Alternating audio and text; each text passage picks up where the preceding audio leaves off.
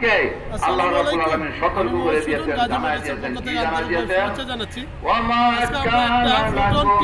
Delivery দিচ্ছি আমাদের সম্মানিত ক্রেতা আল্লাহ রফিক সাহেব, ওনার জন্য সবাই দোয়া করবেন যাতে উনি শরীরটা কিস্তি পরিশোধ করে গাড়ির মালিক হতে পারে। আমাদের বর্তমান গাড়ির দাম হলো 15,80,000 টাকা। উনি কিস্তিতে গাড়িটা নিয়েছে, উনি 2 বছর সার্ভিস ওয়ারেন্টি পাবে এবং 6টা ফ্রি সার্ভিস পাবে। আসুন আমাদের সম্মানিত ক্রেতাকে গাড়ি চাবিটা বুঝাই দিই।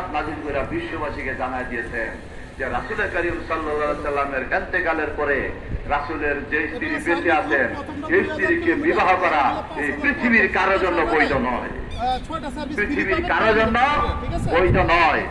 একজন মানুষের সম্মানে আল্লাহ বিধান দিয়েছেন যে আল্লাহ রাসূল মৃত্যুবরণ করলে তার স্ত্রীদের এই স্ত্রীর সাথে সংসার করেছেন, এই স্ত্রীর সাথে ঘর করেছেন বিশ্বনবী মুহাম্মদ রাসূলুল্লাহ সাল্লাল্লাহু আলাইহি ওয়াসাল্লাম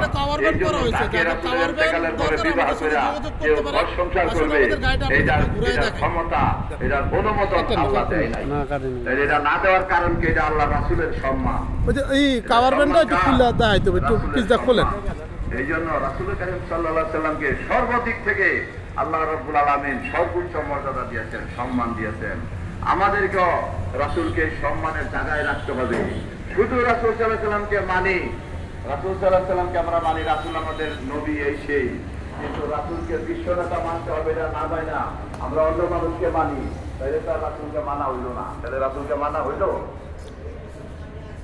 এই গাড়িটাতে ওনারা কয়েল টানবে, কয়েল ফ্যাক্টরি চলবে গাড়িটা। মানতে হবে যে কিয়ামতের হাদিসে আছে কিয়ামতের দিন আমি আদম সন্তানদের নেতা, অর্থাৎ কিয়ামতের দিন হাসরের ময়দান যখন হবে এই গাড়িটার ভিতরে ডিজিটাল আছে, টিভি আছে। সকল মানুষের সকল আদম সন্তানের নেতা হবেন তিনি হচ্ছেন বিশ্বনবী মুহাম্মদ রাসূলুল্লাহ সাল্লাল্লাহু আলাইহি ওয়াসাল্লাম। ওই দিন কিন্তু নেতাগিরি অন্য কেউ চলতো না। ওই যে 1000 বছরের শ্রেষ্ঠ বাঙালি দলবল বলাইছে, ওই নেতারা যদি ওই যে নেতা বানাইতে চায় নেতা বানাবো। মোবাইল স্টার আছে, তারপরে মনিটর আছে। ওই যে আমেরিকা যারা শাসন করে, ভারত যারা শাসন করে, বিশ্ব নেতৃত্ব যারা দেয়, এরা যদি ওই দিন নেতা হইতে চায় ওই দিন নেতার কোন বেল থাকবে না।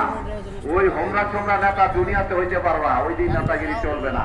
ওই দিন নেতা হচ্ছেন বিশ্ব নেতা, হচ্ছে একজন, যিনি হচ্ছেন বিশ্বনবী মুহাম্মদ রাসূলুল্লাহ সাল্লাল্লাহু আলাইহি ওয়াসাল্লাম।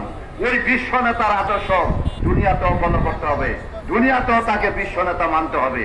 তাইলে আপনি ইমানের পথে আছেন, আর নাইলে আমরা সঠিক পথে নাই, বিভ্রান্ত অবস্থায় পড়ে আছি আমরা। রাসূল সাল্লাল্লাহু আলাইহি ওয়াসাল্লামকে বিশ্ব নেতা মানতে হবে, সর্বোচ্চ নেতা রাসূল করিম সাল্লাল্লাহু আলাইহি ওয়াসাল্লাম।